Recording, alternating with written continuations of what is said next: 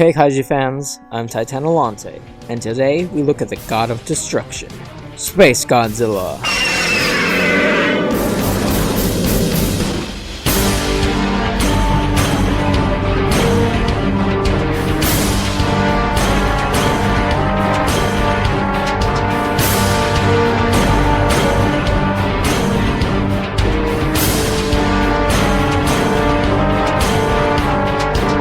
SpaceGodzilla is a crystalline, extraterrestrial Godzilla clone that debuted in Godzilla vs. SpaceGodzilla.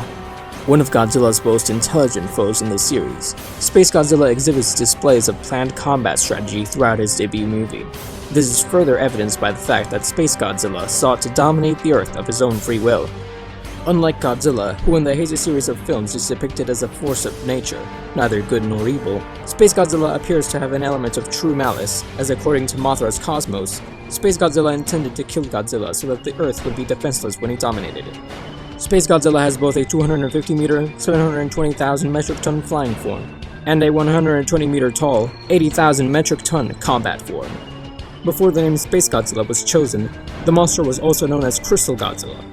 Also, unlike Mechagodzilla, SpaceGodzilla's official English name is spelled with camel case. In other words, SpaceGodzilla is spelled with a capital G, while Mechagodzilla is spelled with a lowercase g. The reason for this inconsistency is unknown. SpaceGodzilla's name has also been spelled as two words. SpaceGodzilla obviously looks similar to Godzilla in many ways, but his skin is navy blue with a patch of dark, reddish-purple skin on his abdomen, which appears much smoother than the rest of his skin. He is considerably bulkier and taller than Godzilla. He has two massive white crystals that erupt from his shoulders, and his tail is much longer, ending with several crystal-like spikes. The dorsal plates on his back are made of similar crystals, and are white in color. As a result of his build, SpaceGodzilla has difficulty walking and he cannot run, but he makes up for this by having the ability to fly and to levitate. His arms are also extremely thin and short in comparison to the rest of his body, owing to the fact that he rarely uses them directly in favor of his telekinetic abilities. SpaceGodzilla's head is elongated and his mouth area appears similar to Biolante's, as he has sharp teeth and tusks on the sides of his mouth, along with fire-orange eyes and a yellow-orange crest on his forehead.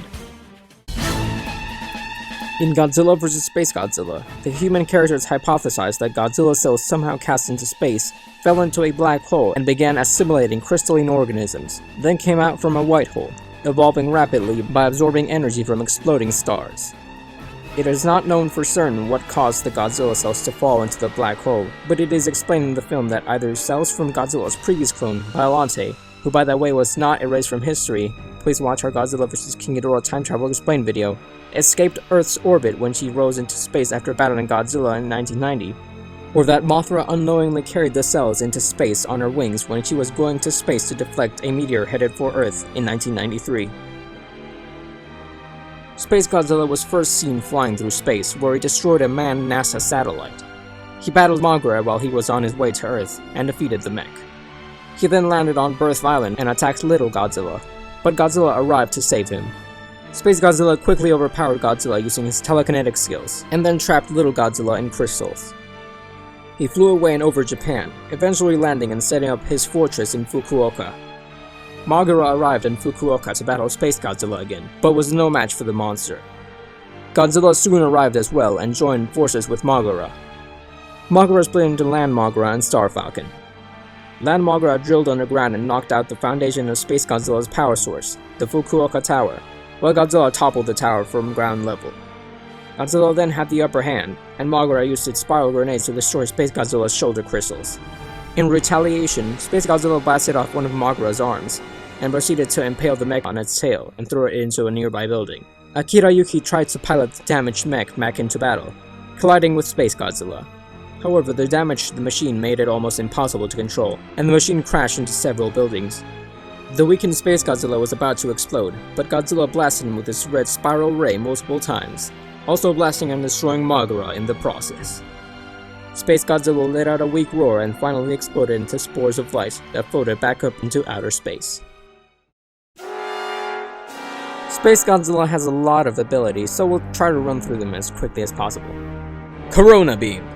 SpaceGodzilla is able to fire an energy beam from his mouth and shoulder crystals. He appears able to control the direction and movements of these energy beams, allowing them to hit his target in various ways, even bypassing potential defenses. The beam is able to visibly injure Godzilla, even knocking him to the ground in one instance, and later is used to sever one of Mogra's arms. Intelligence. SpaceGodzilla demonstrates a high degree of intelligence and strategy. Upon arriving on Earth, SpaceGodzilla immediately went after Godzilla, as he saw him as the biggest threat within his path to ensure his dominance on the planet, heading straight to Birth Island to attack Little Godzilla so as to draw out Godzilla himself. Gravity Tornado. SpaceGodzilla possesses a form of telekinesis, being able to float or transport other kaiju through the air. Though he cannot move his targets with great speed, Godzilla was completely unable to break free of his psychic grip. Energy Manipulation. SpaceGodzilla is able to manipulate energy at will. In addition to the aforementioned Corona Beam, he is able to conduct energy through touch, allowing him to stand a better chance when facing a foe in close combat. His shoulder crystal's main function is to replenish the space monster's strength by drawing on earthbound cosmic energy and other nearby sources.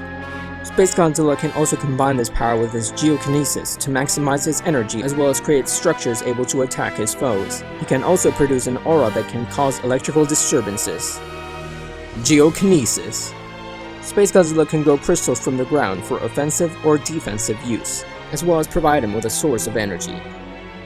Photon Shield. SpaceGodzilla can generate a crystal-like shield at will to dissipate or even reflect energy beams, although he only used this ability against Godzilla. Homing Ghost. SpaceGodzilla can raise crystals into the air and propel them at an opponent. Their quantity makes them hard to dodge, though they travel at a slow pace. Photon Hurricane. While in his flying form, SpaceGodzilla can emit a ring-shaped electromagnetic wave which disrupts electrical instruments. Physical Strength. While much of SpaceGodzilla's strength is limited due to his size and build, he was able to lift and throw Mogra several hundred meters after impaling it with his tail. He was also able to hold his own against Godzilla for a time, while battling him up close. Flight. SpaceGodzilla is capable of flight at Mach 3 in Earth's atmosphere, and can reach speeds nearing the speed of light while traveling through space. In addition to flight, SpaceGodzilla is also capable of levitation. Weaknesses. SpaceGodzilla is heavily disadvantaged in melee combat due to his heavy build and comparatively short arms. When engaging Mogra at close range, SpaceGodzilla's skin is pierced by the mech's drill nose. Mogra's spiral grenade missiles are able to destroy SpaceGodzilla's shoulder crystals, which drastically weakens his power. SpaceGodzilla was eventually destroyed by multiple hits from Godzilla's spiral heat beam.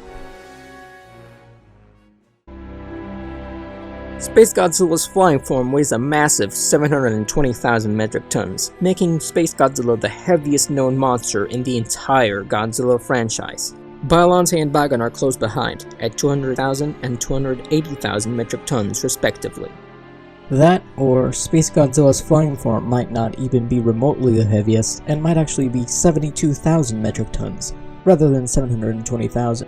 This is because flying SpaceGodzilla's weight stat is inconsistent from source to source. The inconsistent stat plague affects many kaiju and their attributes, not just SpaceGodzilla.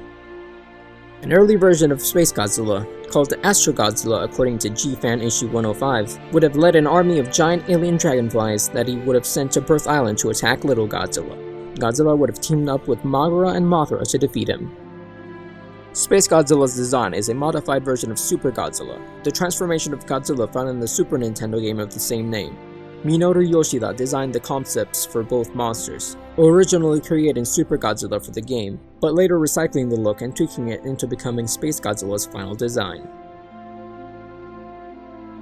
SpaceGodzilla was the title of an unmade Godzilla film from the 1970s that was considered after Terror of Mechagodzilla, but had been scrapped and instead was turned into an illustrated short story.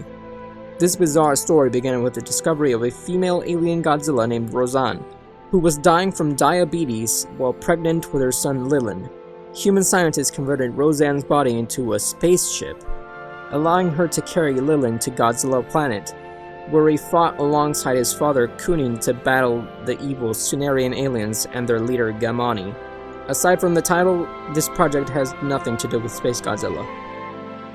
Early versions of the script for Godzilla vs. SpaceGodzilla called for SpaceGodzilla to face Godzilla and a second Mechagodzilla. a plan that was scrapped when it was thought that SpaceGodzilla fighting against the combined might of Godzilla and the machine which nearly killed him the previous year would make the battle too one-sided. Instead, the less powerful Moguera was revived and updated for this purpose. Although, Godzilla the Half-Century War seems to pay homage to this idea in issue number 4. That's all we have for SpaceGodzilla. Thanks for watching, subscribe for more, and we'll see you next time.